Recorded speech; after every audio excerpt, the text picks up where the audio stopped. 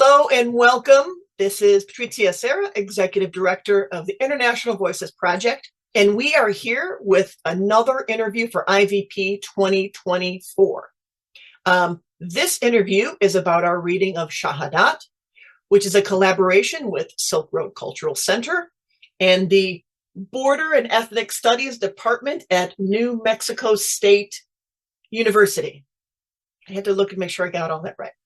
I'm really pleased to be here with Manal Hamzeh and with Fouad Teymour, our two collaborators, artists working on this amazing project. I have to say at the onset, what I find fascinating about it is this particular project has had a number of different iterations. Unlike a traditional translation where we take the play and we go to the translator, and the translator does their thing, and then we bring it to the festival. This really has had a number of different parts to its journey. So Manal, we're going to start there. If you would first tell us about yourself and then tell us about this project. Well, thank you for having us, and thank you for taking in Shahadat to be heard and seen somehow in your premise next month. I appreciate all the collaboration that is happening right now in Chicago, a city that I have really beautiful friends that have all along supported my work, my academic work, from the dissertation until this point, which is about, 17 years now. So this collaboration didn't come overnight. It just is part of a long-term trusting and loving relationship. To talk a little bit about myself, and I'm going to pick oneself maybe because I'm, of course, a layered, complex person in this world. I'm an academic. Some people call me a late academic. Came into the U.S. Academy early in my 40s after finishing one career back in Jordan and Palestine. And wanting to look into what equity and social justice at that time was looking like in education, because I worked with very underprivileged, marginalized people with disabilities. And I went through the dissertation and the doctoral program at New Mexico State University, focusing on bodies of young Muslim women. What are the opportunities in their lives for them to feel and enjoy their bodies through physical education? And what does that mean in the discourses around them that push the normative ways of being, especially as Muslim young girls in the borderlands? And I had to get into understanding specific verses in the Quran to look at how those normative discourses are telling young Muslim women to be and do with their bodies. And that took me to theorize it and put it in a book that is, I don't know, maybe 100 people read. But then Jamil from Silk Road Rising Theater at that time, my good friend for over 30 years, said that we need to translate or take this into theater. And then we talked about it, and then we realized, no, animation film would do better. So that's part of the process or the journey I've had with Jamil Khouri specifically. And then so I went through establishing a program in New Mexico State University that was women's studies, and that became gender and sexualities. And now 4 years ago, I departed to a wider space in the academy, at least at NMSU, which is the Department of Borderlands and Ethnic Studies, where I can be expanding my teaching in decolonial research, going beyond Western traditional research paradigms, to also introducing Palestine studies as one piece of historically and currently in the US. So basically, Borderlands and Ethnic Studies gave me, as I came in as full professor already in this department, gave me the space to just begin to do my work, quote unquote, more legitimately. Before, I was kind of fighting it. What I'm doing translation work from Arabic to English. I'm insisting that research need to be disseminated through art. I'm teaching all sorts of things that were not kind of intelligible, even within gender and sexuality studies. So this is partly my journey. And even though all along I'm doing research, I always emphasize that research for me is not separated from pedagogy, teaching, and content, which has to find genres, platforms, languages that could bring in the so-called theorizing, the knowledge I'm bringing through my research. So I don't see research separate from teaching, nor separate from the art. And it's all, to me, a fascinating translation process. And translation does not mean from one language to the other. It means here from one genre to another, and also vice versa, the way they talk to each other all the time. And they don't talk to each other and they clash because they have those differences. When we say, if I speak in Arabic and you're speaking in Italian, we're gonna go over each other's heads. No, that process of translation becomes a place where we see not only our commonalities, but our inspiration, and what do we imagine a world without coloniality would look like. I think this is enough of a background, so to speak, just to get us to open the conversation about this project, the reading project of Shahadat. That's great. So it's absolutely fascinating. I'm going to do a few more hours actually, but we're not going to. Okay. So you talked about you published the book in 2020, is that right? Yes. And then you moved to the digital version of it after that? The digital graphic piece. Great. And then there was another iteration, right? There was a dramatic iteration, another reading. Do I have that right? No, it's Fouad's script is the second. It's Fouad's script is next. There it is. All right. So mentioning Fouad, we're going to bring in Fouad into the conversation at this point. Fouad Teymour, who is a playwright, an academic, who's on the board of IVP. What am I forgetting, Fouad? Nothing. I'm I'm a Chicago-based Egyptian American playwright. I am an artistic associate of International Voices Projects and Silk Road Cultural Center, and I'm a resident playwright at Chicago Dramatists. I've had plays on stage with IVP. The latest was 2 years ago. One of my plays was produced there, and also I directed a couple of plays before that, and I've been collaborating on bringing Egyptian and Arab content over the last 14 years with IVP. Shahadat. The conversation about that, the play, started when Manal and Jamil Houri were started getting interested in taking that academic work from the textbook and bringing it to audiences through some other venue. It had already been done as a graphic novel, which I think Manal could also tell us about the bit of obstacles that she faced in there trying to get that get that on stage.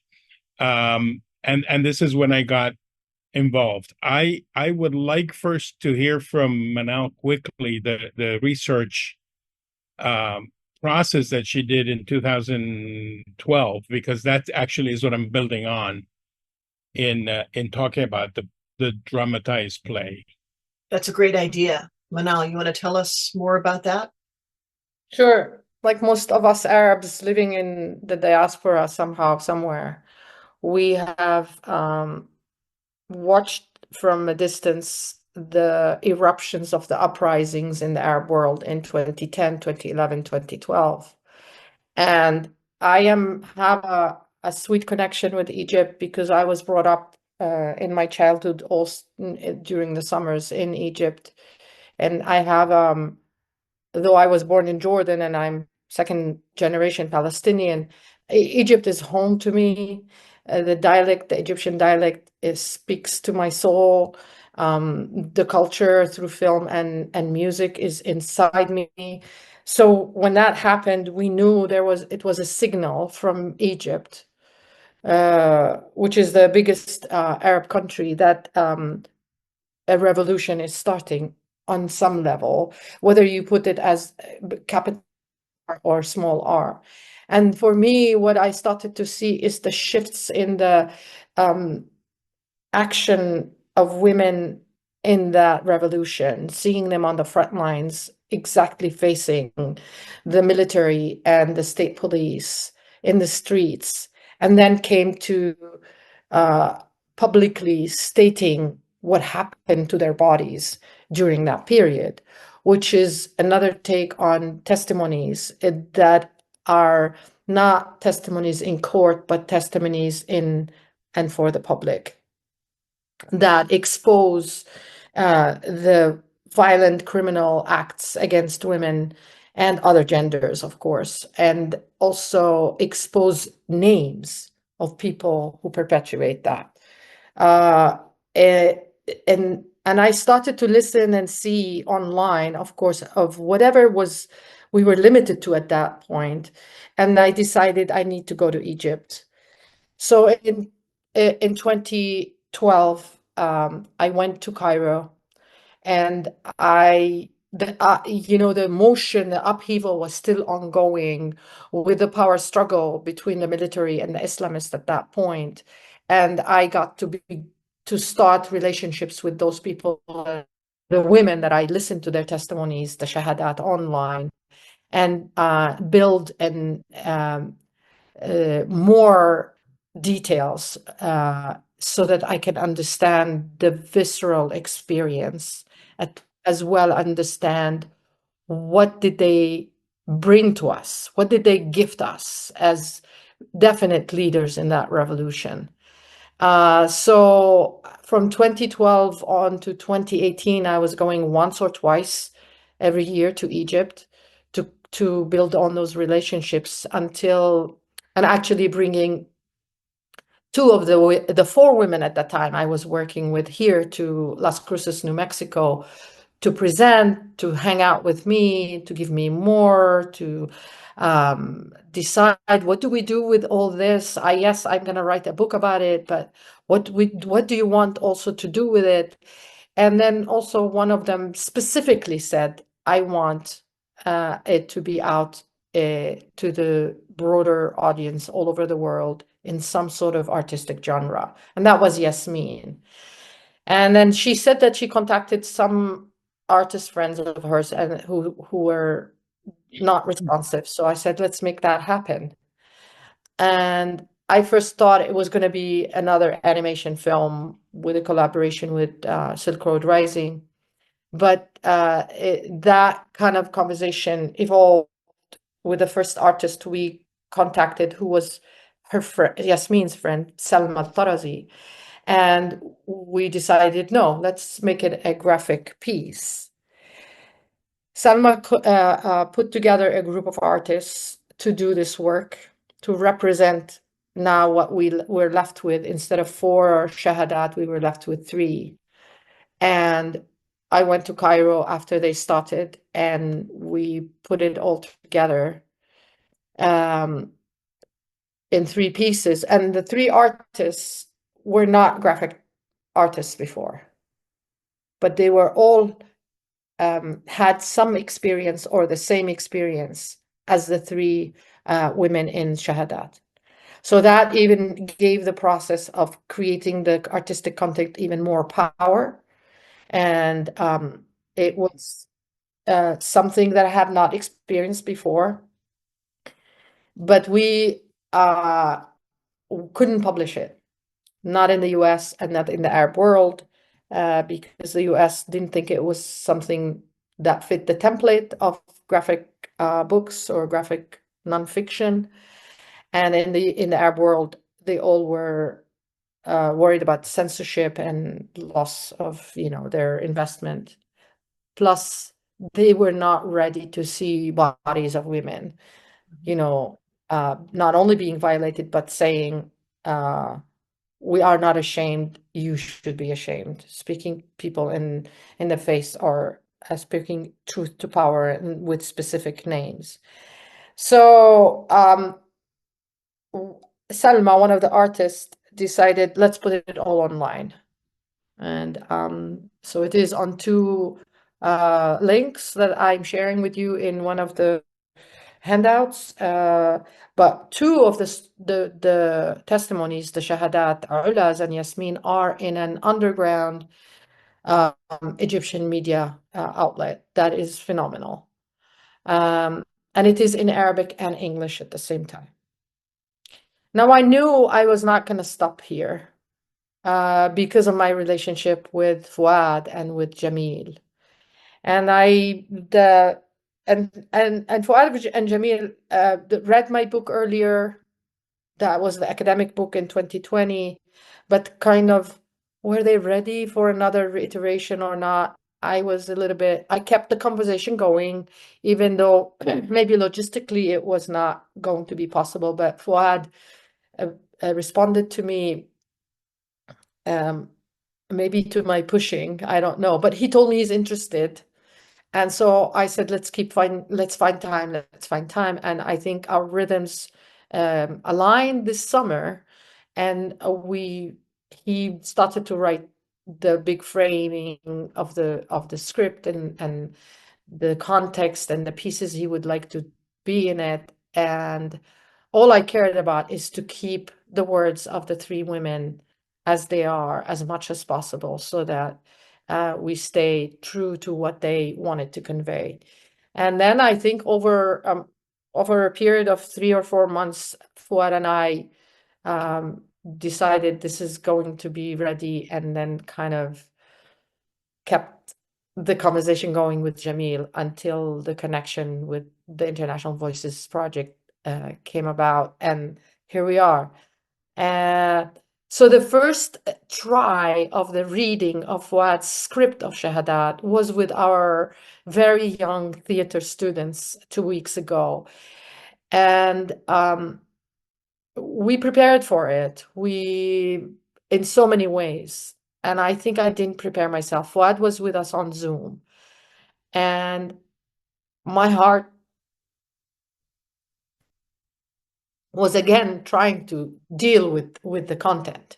And I keep becoming over and over reading, let's say, Fouad's drafts of the script, and even looking in my classes about how do I teach this. I keep witnessing that kind of violation of women's bodies from the military and from the Islamists in that moment in Egypt. So I see that the reiteration of it in a performance, whether it is read or acted, is, I think for now, for me, is the most powerful experience I've had with the truth that those women are wanting us to disseminate. So I'm so grateful that Fouad worked with me and Jamil was believing in this from the beginning. And also because it's a bodily, visceral experience, I'm seeing that theater is the most responsive art that can take this kind of content. So I think it's a full circle between the academic research and different genres, artistic genres, that they don't, because I've been in the process of the graphic representation, and now with Fouad in the theatrical representation. There's no linear process, like I'm an academic, I'm out, I was neutral, No, I'm very much into that process. So I look at this as a spiral process. It's not I did the research and now here you go, artists, do something. I'm in it and keeps changing and evolving. And I appreciate that. Counting on you staying in it, because that has been actually a fantastic collaboration between you and me on that. But what Manal just said um, resolves a few things that I wanted to build upon. One is, what medium do we use? And at some point, the idea was, let's make this into an animated short or something of that nature or whatever. Um, I'm glad we eventually converged on the idea of theater, because I'm learning in this process. Every day I'm learning something new.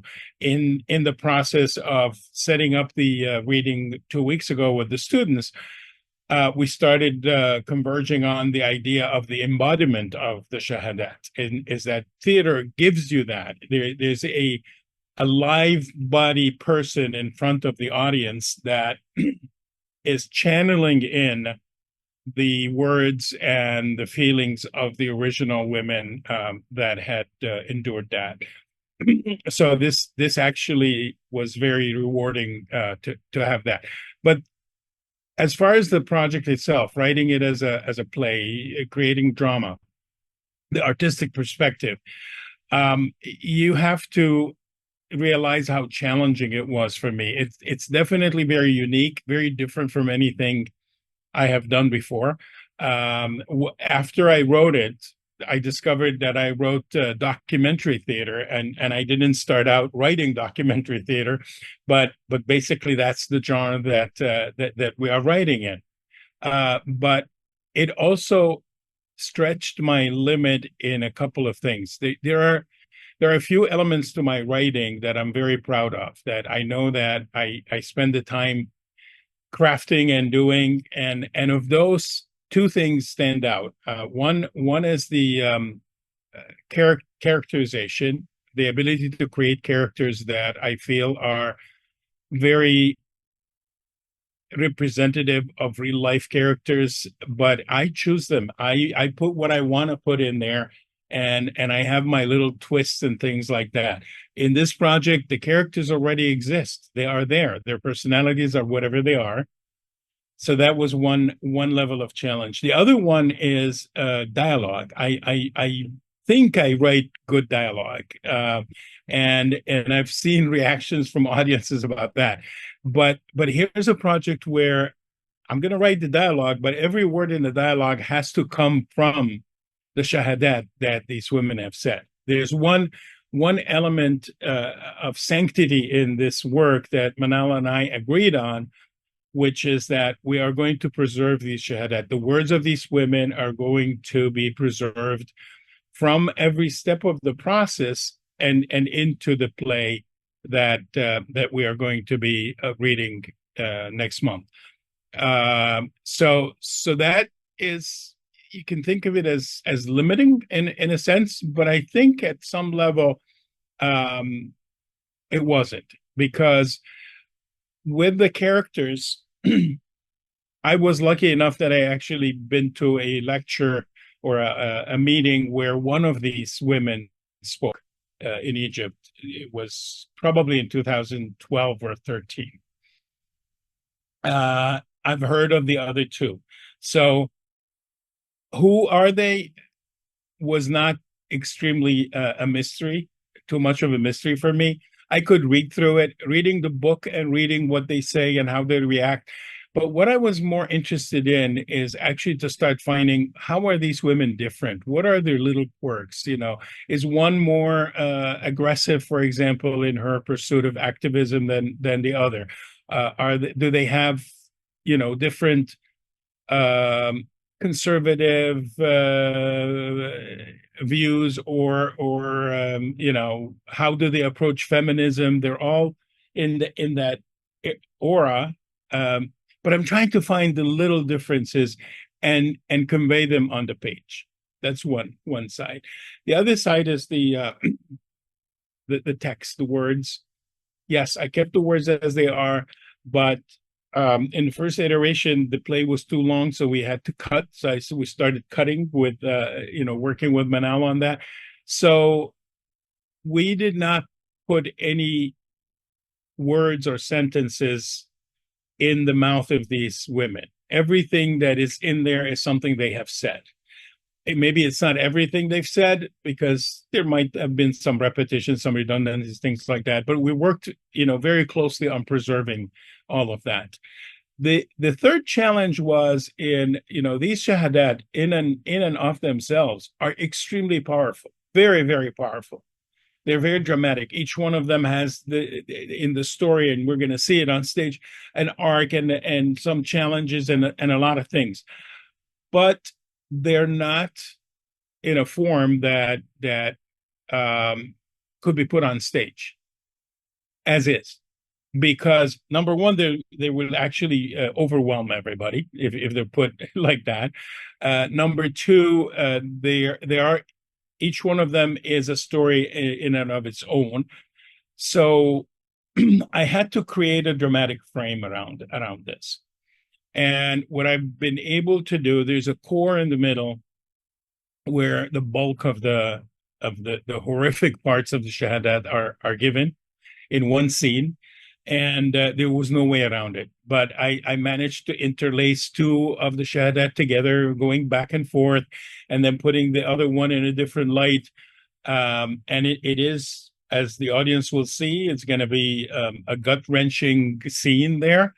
But in order to put it in a more dramatic kind of flow, I had scenes before where we're setting up, we're starting on one of the days of the revolution that has been known as, the Spark Day, where the the revolutionaries actually took over Tahrir Square, and the whole world was watching. And where were these three women? I started asking myself, where were they on that day? And one of them had already included that in her shahada, so it was very, very clear, very precise. Another one, we knew that she had traveled from far and come close, but she had been arrested for no reason and then released on that day.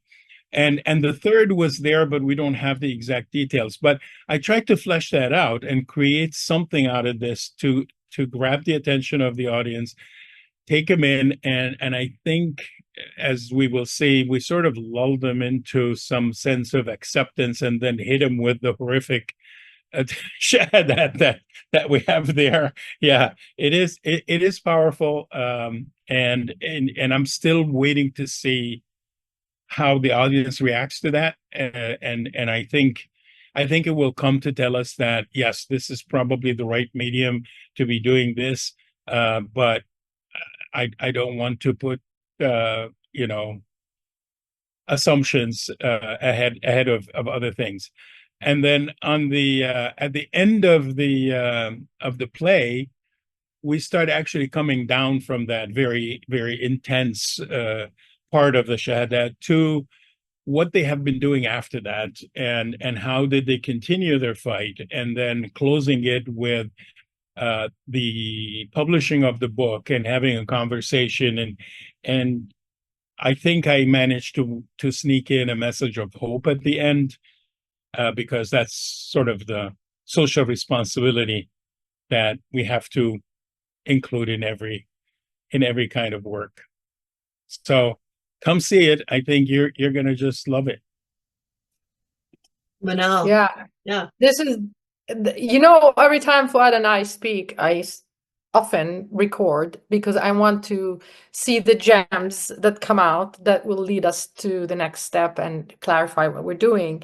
I want to emphasize what Fouad just said, that it was a challenge to put it in the theatrical genre, right? But it's also given us a lot of gifts. And one of them that I am just hearing Fouad is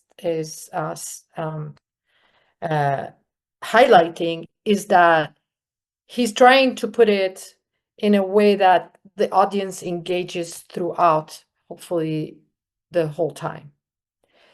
Whereas in my book and in the graphic representation, those who did engage with those two and specifically my students, said they had to put it down and go back to it several times. So the challenge for Fouad was to put it in a way that we will capture the audience throughout, then come to the end where we show the power of those women that inspire us and show us how they change things, and how we are responsible as an audience to not to stop looking at such gendered violence and do our work, our bit. Which is also what drama does so well. Drama can't just be a recitation of the horrors or the joys or the wonder. There has to be that cathartic possibility for each person who is part of the process. There has to be this moment of reckoning with the experiences we just heard of and being that person we've now become after experiencing them. And all that has to be built into a play.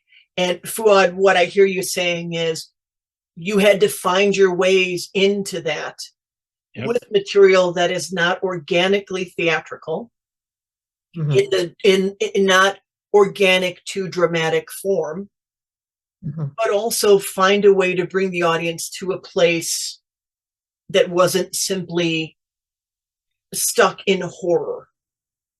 That's not where you want to leave your audience. You want your audience to be together, to experience this together, but then to also find a way to move forward with it. Well said. Well said. Absolutely, absolutely. And one more element that is going into this is as Manal said, one of the women is a musician, and around the time she was just starting to find herself, her interest in music. Today she's doing global tours in Europe and all over the place, and we are including some of her music in the reading. We're going to have a live musician on oud, and she will be playing tones from Yasmin's work at specific times in the play. They're written into the play to be integrated in it. Hopefully, whenever this goes into production, we'll find an actor who could play the instrument and actually do that live on stage. That's fantastic. I want to take a second here to acknowledge the wonderful team of Jamil and Malik of Silk Road Cultural Center, Silk Road Rising, who have for longer than a decade, I don't know how long, but I feel like they've been around forever, who have championed this kind of work and who continue to bring it to the forefront. IVP is thrilled to partner with them.